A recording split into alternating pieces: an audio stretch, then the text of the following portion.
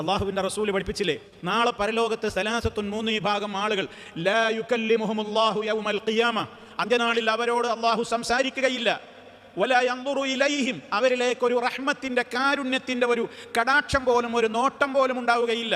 വലഹും വലാ യുസക്കീഹിം, അവരെ ഒരു നിലക്കും റബ്ബ് പരിഗണിക്കുക പോലുമില്ല. വലഹും അദാബുൻ അലീം, ഇതിനൊക്കെ പുറമെ വേദനാജനകമായ ശിക്ഷ നരകത്തിൽ അവർക്ക് ഉണ്ടുതാനും. അങ്ങനത്തെ 3 വിഭാഗം ആളുകൾ, 3 നമ്മുടെ നിത്യജീവിതവുമായി കണക്റ്റഡാണ്. ഒന്ന് അൽ മന്നാൻ, കൊടുത്തത് എടുത്തു പറയുന്നോൻ. കൊടുത്ത ഉപകാരം തിരിച്ചു വാങ്ങൽ കൂടിയല്ലത്, കൊടുത്തത് വിളിച്ചു പറയാൻ പാടില്ല. രണ്ടാമത്തെ പറഞ്ഞാൽ എന്താണ്? വൽ മുസ്ബിലു ഇസാറഹു, ഉടുമുണ്ട് നെരിയാണിക്ക് താഴെ തൂക്കിയിടുന്നവൻ.